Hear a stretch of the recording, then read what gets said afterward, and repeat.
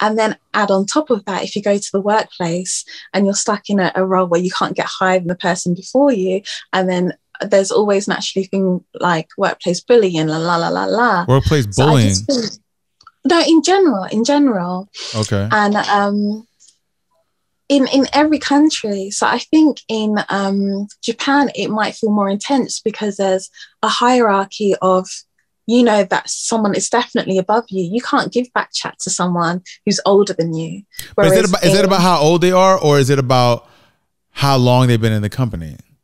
Age and how long they've been. But you've got to understand. So if I was in a company in Japan, if I worked in a corporate structure in Japan, and I'm however old I am, and I've been with the company for 5 years. I have some level of seniority as a 5-year person. But then let's say they hire someone who's 5 years older than me, but just started with the company. Do they? Am I their senior, or are they my senior because they're older than me? That's a good question. I can't. But the thing is, it would be strange for them to take orders from you. I can't see a way in which you'd work where they'll take orders from you. So I don't know how that would work. But the thing is, it doesn't work in the way we think it is, because it's not an open door system. You see what I mean? Normally, when they graduate from university, they go into the workplace. Oh, actually, I know what I'm going to say. They go into the workplace and that's their job for life, more or less. Oh, okay. And also, it's not a case of you work in marketing and then you work in sales and then you work in another division and that's just your role. You're a marketer and you work in marketing. No, in Japan, they'll rotate.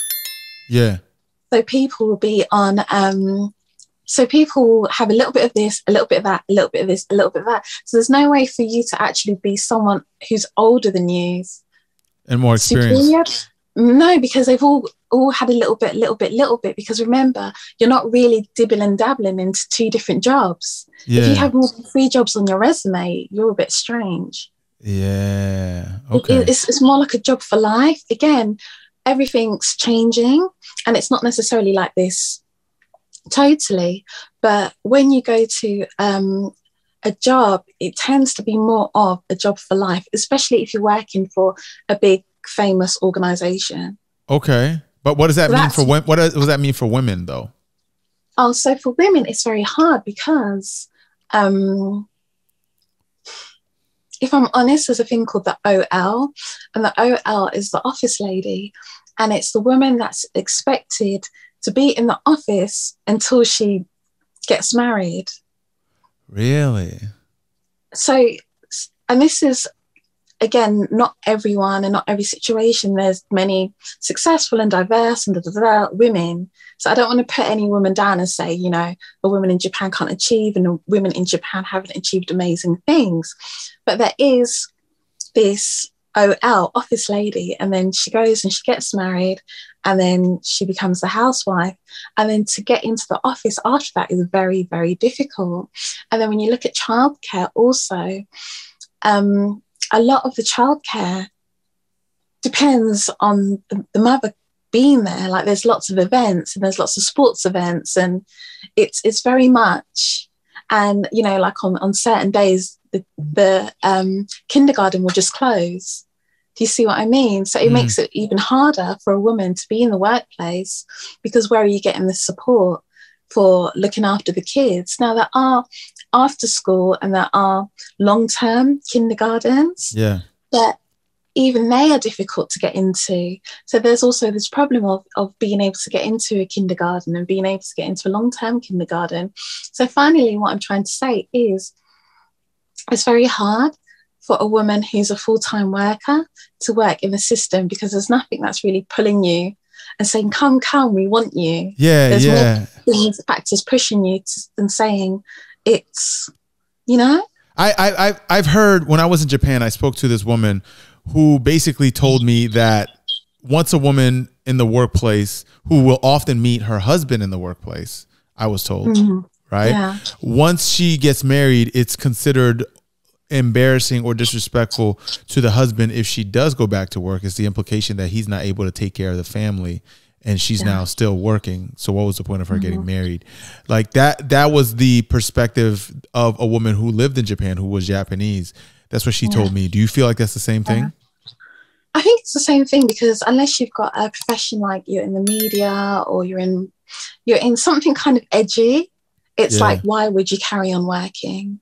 You know, it's like, it's just seen on, because again, work here is seen as, there's two types of work. There's working in industry and there's working for your family. Yeah. So a family business, and it's beautiful because I have like these lineages that have gone on for so long, and it'll be in the most obscure things like tofu making.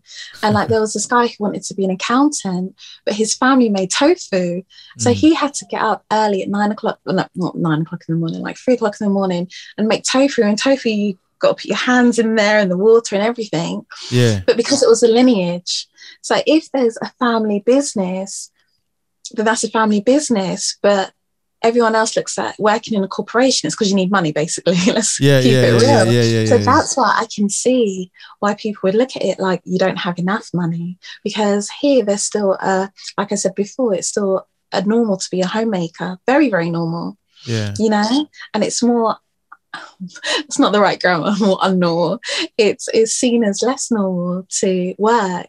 Unless you're in like, I'm a TV family director, business. Or, like it's a family business, or you're in something that's kind of edgy, like I'm the magazine editor, and you're like, oh yeah, I can understand why you'd want to keep that. You know? It has to be got it. Meaning like, why would taking care of your kids and take care of your home be less important than working this corporate job where you're doing sales and you're answering calls and stuff like that? They're like, go do the home thing that is supposed to be more rewarding or something like that, or at least also, more challenging in some ways. And then also you have to look at it like, it's very hard, because even like they have the PTA, Parent Teachers Association, but in Japan it's like hardcore full-time job. Like I take that ish seriously. And so if there's just so many things that is, well, on Monday the school's going to close. You know, or, you know, it's just like, and it's just, well, you can pick up the kids because you're a housewife, you know, it's that expectation. So it's very hard for a working woman, because there's that expectation of, but you will be there, right? But are there such thing as like other caretakers, like nannies and babysitters and stuff like that? Culturally, is that acceptable? If I'm honest, having a nanny and adoption, even things like adoption and nannies are kind of taboo. Really? I might be wrong in the nanny situation, but I've never, unless you're an expat darling, like some foreigner, then you might have a nanny, but no.